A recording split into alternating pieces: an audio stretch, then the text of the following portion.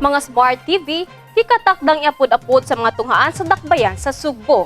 Samtang Mayor Rama nagplano sa paghatag ng mga service vehicles sa taliabot ng mga panahon. Way labot pa niini ang mga sound system. Si Amy Mates sa report. Gisugda na pag-apod-apod ang 55 inches nga smart TV nga alang sa tanang mga public schools dinhi sa syudad sa Sugbo. Niadtong Miyerkules sa gabi ining simanaha, gipahigayon ang ceremonial turnover sa 1,560 ka smart TV units dito sa Labangon Elementary School. Mismo si Mayor Michael Lopez Rama ang nangu sa ceremonial turnover kauban sa Pangulo sa Local School Board Attorney Kim Esmenia, LSB Overseer Christian Ayan Hasamal, Chairman sa Committee on Education sa Konseho sa Syudad sa Sugbo, Donaldo Ontiveros, ug Cebu City Division Superintendent Nimpa Bungo. Gitambungan usab kini sa mga magtutudlo sa Labangon Elementary School ug mga barangay officials sa Labangon pinanguluhan sa ilang kapitan Derek Yap. Unang nakadawat sa 55 inches nga smart TV mao ang Labangon Elementary School nga dunay 54 ka units. Matod ni Mayor Rama nga dako na kinig matabang sa mga magtutudlo aron daghan og makatunan ang ilang mga estudyante ilabi na sa mga bag-ong teknolohiya karong panahona. Gawas sa mga smart TV units, si Mayor Michael Lopez Rama ni saad pausab paghatag og mga service vehicles sa tanang school district dinhi sa syudad sa Sugbo. Ang syudad sa Sugbo adunay 17 ka mga school district ug matag usa niini makadawat og service vehicle.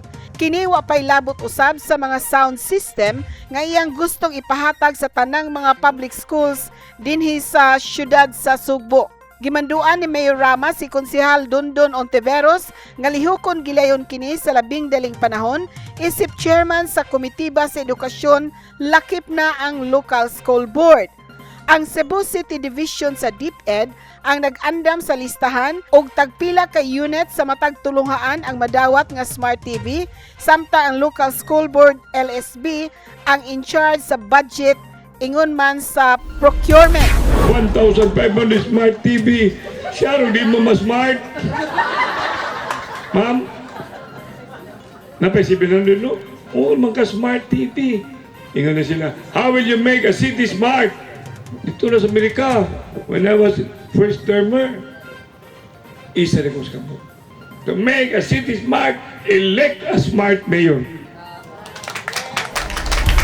Sa pikas bahin, gidasig usab ni Mayor Michael Lopez Rama ang presidente sa Sangguniang Kabataan sa Syudad sa Sugbo, Konsehal Rhea May Hacosalem, nga siguraduhon nga matuman ang usa sa giplano niini nga proyekto.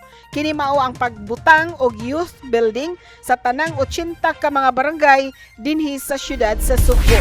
When your heart speaks, your mind should listen.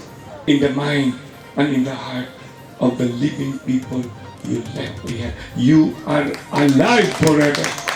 Pinisaya, mga maestra mo ninyong hinumduman, ang katigayunan dili makabuhi nimo hangtod sa kahangturan.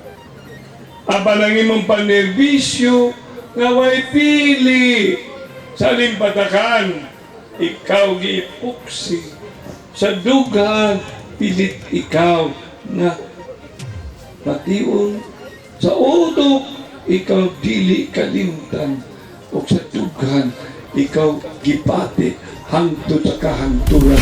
Si Konsehal Hacosalem ang usa sa nitambong sa ceremonial turnover ni ato Miyerkules sa gabi sa 1,560 ka mga unit sa Smart TV diha sa Labangon Elementary School. Kini ang balita. Amy Mates, Cebu City News.